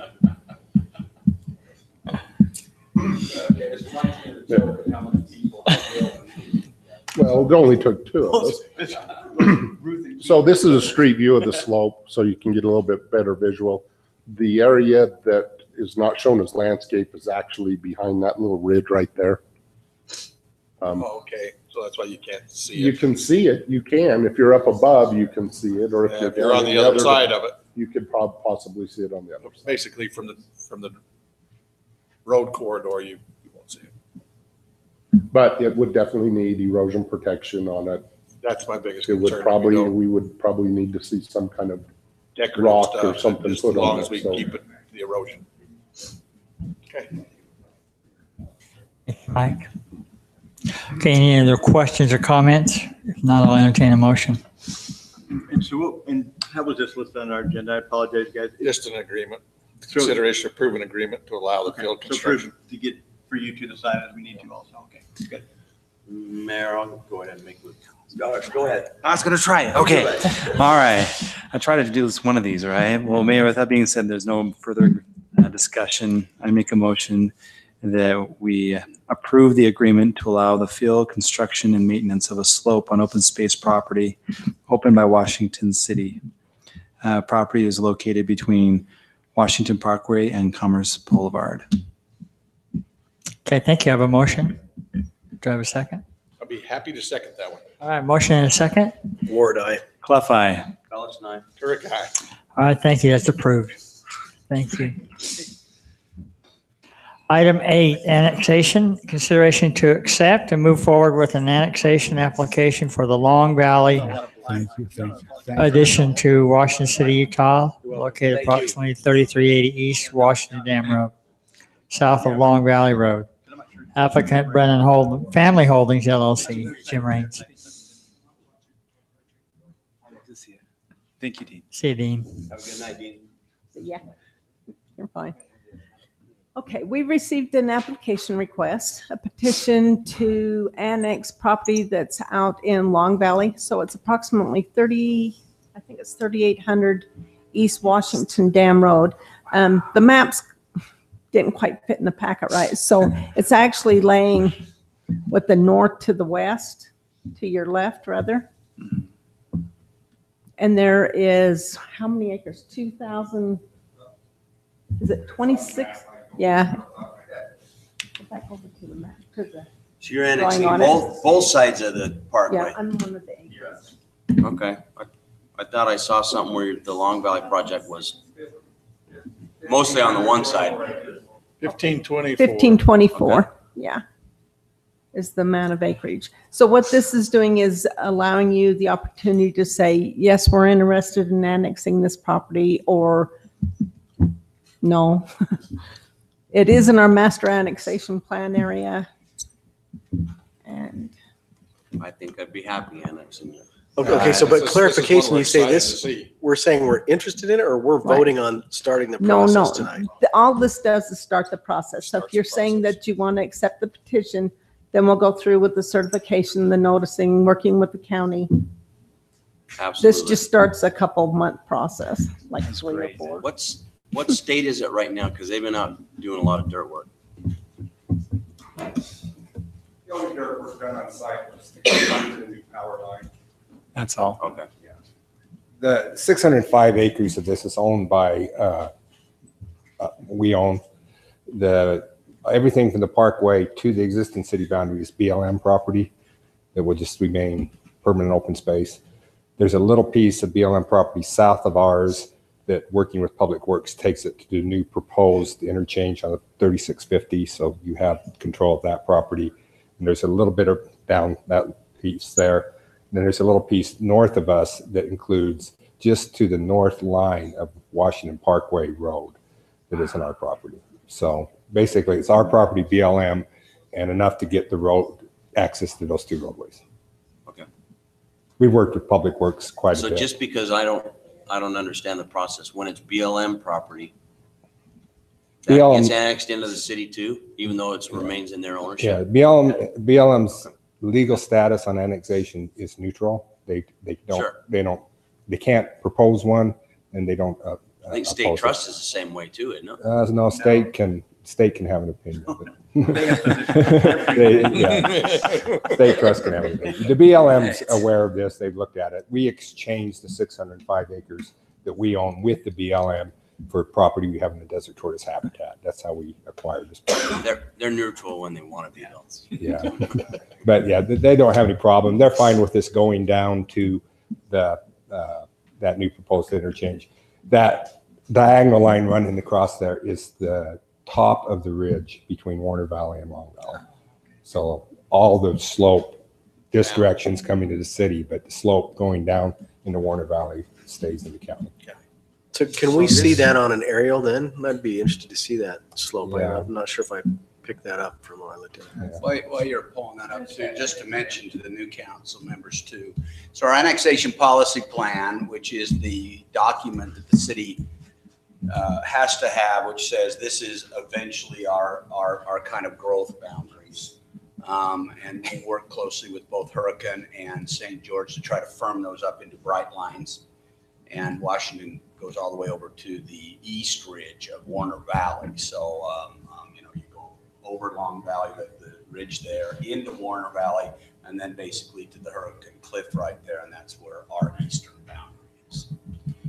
So this is our annexation here, is we follow the ridge line here.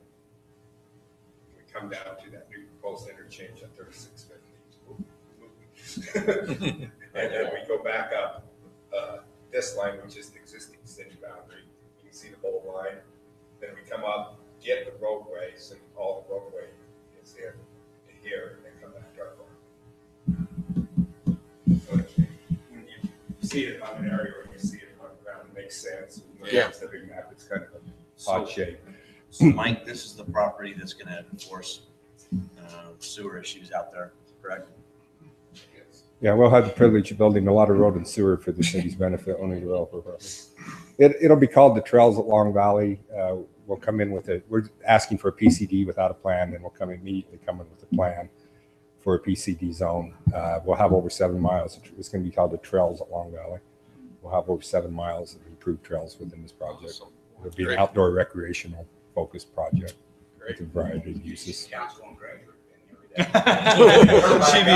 have been talking with Councilman Granger quite a bit about trails lately, so yes, I know her. Is there anywhere passion for for park trails. on this somewhere? I'm just Apartments? I'm speaking for Colleen. There will be apartments in this project. Soccer park. There will be parks, there'll be schools, there'll be Thank you very much. churches. Is there the BLM ground across the way? It looks like there's some down by where the 3650. There's Yeah. some usable maybe. No, we had the ability to take any land out there. We could have took all that ground. We took the developable ground. You can see the change in soil colors here. That becomes the collapsible gypsum. Okay. In there. So it wasn't suited for development. This hillside is fraught with yellow clay, a lot of things that isn't conducive to development. If it was going to be developed, we would have took it. Well, I'm just wondering if there's any RP&B use out there. I think For it's something else. permanent open space, those types of uses, hiking, biking, all those types of things are perfect for that property. It's a very steep terrain with varied hillsides and rolling hills, and it's used quite a bit by mountain bikers and hikers now. It is. That's a beautiful trail system. So yeah, I think the BLM would love you to, so they don't have to manage it. You can't leave islands or peninsulas when you do an annexation, so we have to take that in to make boundaries contiguous. Well, we're excited to see it go. So Roger, just walk me through the annexation process, will you? Denise, would you want? This is her expertise. All right. All right. Okay, so once we get an approval from you to move forward, then we certify the annexation. We check property owners, everything on it. I work with Jeff on that. Once we get the certification, we contact the county. They send out a copy of the petition that's been presented and notifications to all the property owners. It takes them almost 40 days, about 45 days for them to get through their process. Then after they've gone through their process, then we have to do public noticing. We hold a public hearing and then approve an ordinance to accept it or deny it. That's as long as there are no petitions against it. Once there's the petition against it, then it gets side-railed and could take a long time. I mean, it takes plenty long now. It's faster than it used to be. It used to take us, 4 or 5 months at least. So. The kind of legislation needs to Yes, that's true. We'd hate for them to get bored. Yeah. And the reason we're the applicant, we can be the sole applicant, is because state law says if we own 1/3 value, at least 1/3 of the value of the property, you can apply for the balance of it. Correct. So, And council. Federal lands don't count. So you can see we own the vast majority of the property. Council, was the council word asked? I think I have an outline that's either been worked up by the Association of Attorneys or through the Ombudsman's office that gives kind of a current outline of what the current law is on annexation. If you're interested in since I'm sleeping. It's Reading. the annexation, like they've said, the laws have changed a lot since even 2015. So, yeah, it's Yeah. changed a lot. They tinker with it almost yearly. Did that make sense? Mayor, if there's no more discussion, I'd like to make a motion. Do it. I'd like us to accept and move forward with an annexation application for Long Valley addition to Washington City, Utah, located approximately 3380 East Washington Dam Road, south of Long Valley Road. Second. Have a motion and a second. Turek, aye. Ellis and I. Clef eye. Ward, aye. All right. Thanks, Jim. Thank you for being last on the agenda because this makes a really cheap date for me. Tell me better at least buy you a burger or something on the way out of here, okay? Yeah, you got to do something if he's going to claim this is a date. See you guys. All right, item 9. I don't even know how to top that one.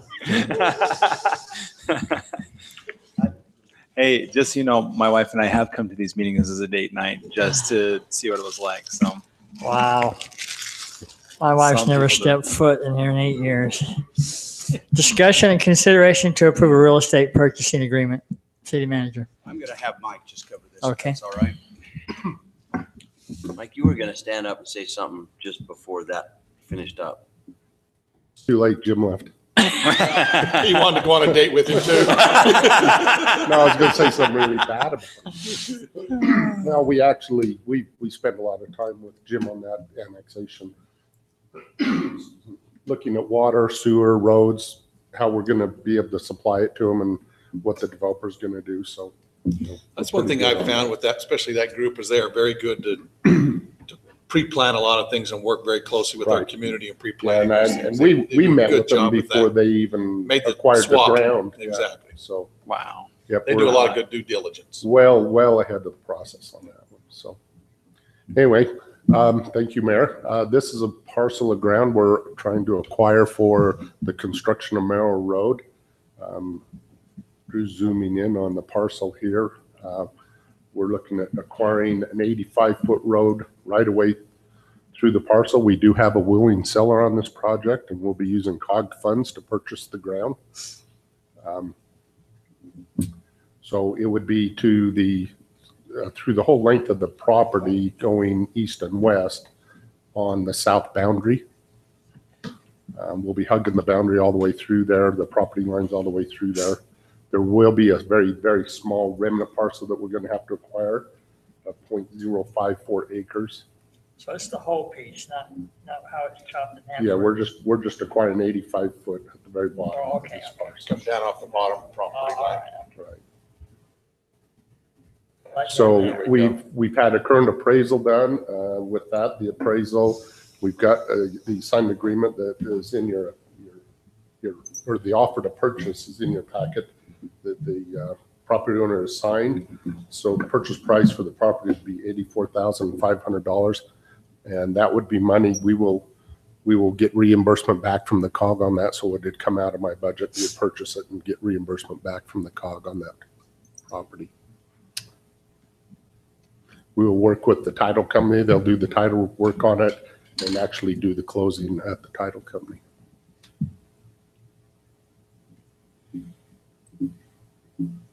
I know we've had some discussions on how you've handled this process, and I would just like to offer my thanks of utilizing opportunities to the benefit of the city, also benefiting the owners of the properties through these COG funds, and seeking the best option for those property owners that exist. I think that's been very respectful of how we've acquired the property and pursuing those avenues. So I just like to add my appreciation to your thoroughness and your long process of talking to people in these things that are a benefit for the people that exist in our city as a whole. And we have another property that owner that's on board to go through this process. We did contact the third one again today, made a little bit more progress with him. We're going to contact him again next week. And I'm hoping by next week that he's going to come to the realization and come on board. That's the best thing. Yeah. I appreciate getting clarity of how the COG funds are used and using it as much as possibly accepted. And that's been a very good thing. Still, yeah. Okay. I have nothing else. Mike, are you looking for approval and authority for the mayor to sign any attendant purchase documents, et cetera, et cetera? Yeah, that. Okay. With that, I'll make that motion that we approve the real estate purchase agreement and give the mayor the authority to sign in the amount of $84,500 to purchase this property for our Merrill Road extension. Second. I have a motion and a second. Ward, aye, but only because I like telling the mayor what to do. Clef eye. Thank you. Bellis and I. Turek, aye.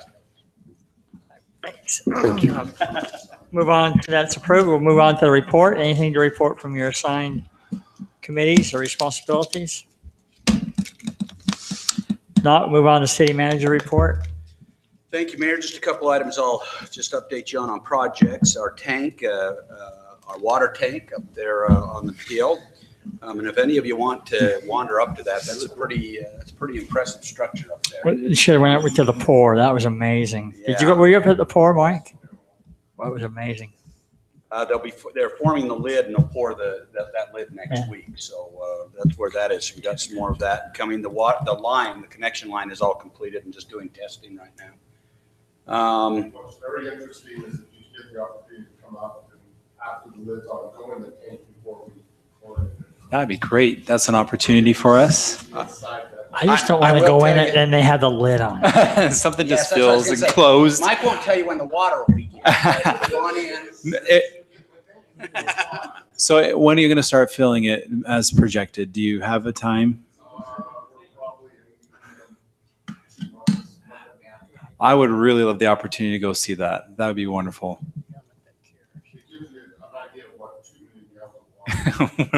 How would 2 million gallons feel I like? took some pictures over the top of it. I mean, all those internal columns, it's pretty impressive. There's a lot going on there. Have you documented that, Mike? flying a drone? Photographs. I got one. I've been playing around with it. It might be fun to share those one of these days. For those who don't go, we can kind of those things are step them through that. He's not that good. Real quick, sewer, 1900 East Lift Station. They've identified a site, just working with the engineers right now. The Parkway substation, the low voltage lines have been installed. The control systems are being tested right now. Bus work is complete, and the 15K cables are actually installed, and some sections are actually energized. On leisure services, Jeff's working on an agreement with and we'll bring these, of course, back to you on a land agreement exchange between Ball Ventures, the group that owns part of that land up there, and us to swap some land so we can straighten up that intersection so it matches up with Mill Creek Springs, I think. It's Mill Creek Springs. So you'll have a straight across from Mill Creek Springs enter into off of Buena Vista into the boilers. Right now, we couldn't do that without the swap. So Ball Ventures owns that other piece of land. They've been very good to work with, and we're just working through the agreement. Is that the property that goes down the hillside on the over there? I'm thinking of it as it comes up from the Mill Creek wash and up into the boilers area. Is it that chunk that parallels the boiler property? Ball Ventures actually has kind of the frontage area. So they're parallel the road. Yes, they're parallel, but they come back. But it's kind of an odd wedge. Yes. And we're Okay, I just know what I'm kind of talking about. swapping some things around and just straightening that. Because right now, what we want to do is get a straight cross from the intersection of Mill Creek instead of a staggered Okay. intersection. And they've been very good to work with, and they actually have the goal, the hopes of putting a commercial, and they can, restaurant or something in that area at the appropriate time, and they have the ability. So, So you're just working with that little yeah, Mike, you triangle-ish want to point piece. that out? So here's an example. Councilman Ward would have asked for this anyway, so we'll pull the aerial right now. Might as well get used to it. I abstain from that comment. As long as we don't have to put shutters on it. That'll be the important thing.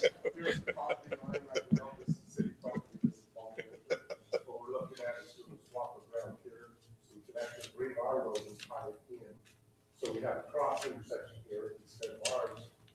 Be up here on off. Okay. So it's a much safer access point, cleans up. Well, and that's a great point. Mike brings up a good point that if you didn't know that, you'll see it often. Anytime we can bring those roads in at a 90. Makes you the know, most at an odd, sense. They're safer Okay. as a view. I think I may have the actual drive showing the property lines on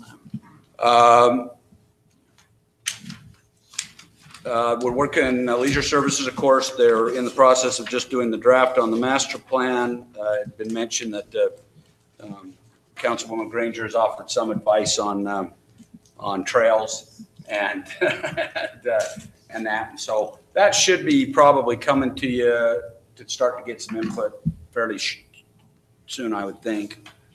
And then with regards to streets, Washington Parkway, extension of Washington Parkway up. The streets, Mike and his group is working with UDOT to get a consultant to complete the environmental and the design. This is the one again from 13 up to basically the Green Springs area. And then the road maintenance project, our spring road maintenance project will begin on the 16th. So about just less than a week from now, you can actually start to see them staging up on our property on Buena Vista. So. Say that again, then. Your state, what project we talking about? Is that the also road, the slurry, the last item? Yeah. Yeah, the road maintenance where they go in and they do the slurry and all that, our spring maintenance. And I just said, you can see that they've dumped their aggregate and stuff and that they're preparing. They'll stage up on their equipment. Buena Vista in Maine, that area right in there. Buena Vista in Maine. Yeah. So I think, Mayor, that's all I have. All right, thank you. We're adjourned. Wow. I like that. Forget the motion, right? So moved. Second. Amen. Thank you, gentlemen.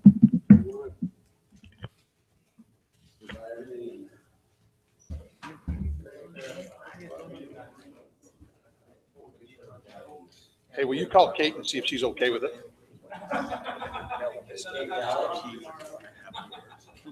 Boring than we've ever had. Did she really? Man alive, you have made it. You are on the national.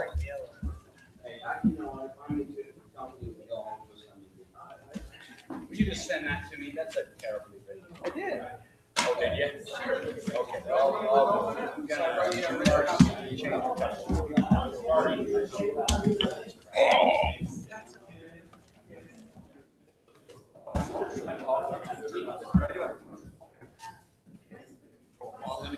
We'll be specific on talking as well. What is the wheel? Does that mean it's not part of this or it's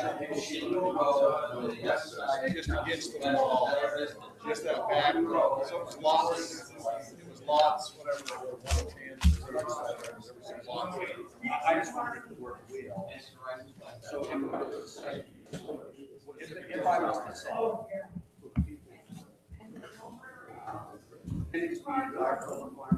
Yes, 3 red lines, 2 charter lines, 1 car, fire after our access. So that means 4 stalls, including them.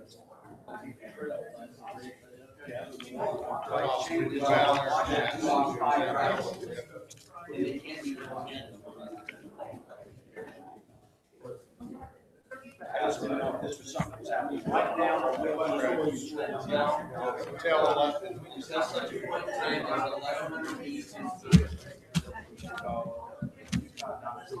No, it's gotta be installed. I know that everybody is.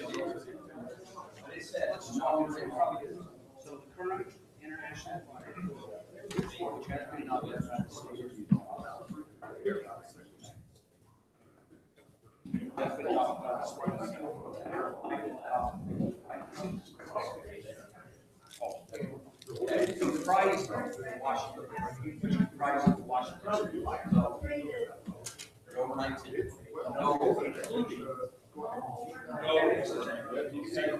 You still got cable TV here? You still get cable TV on this one? I watch the game. We have the Bureau of Fire Prevention.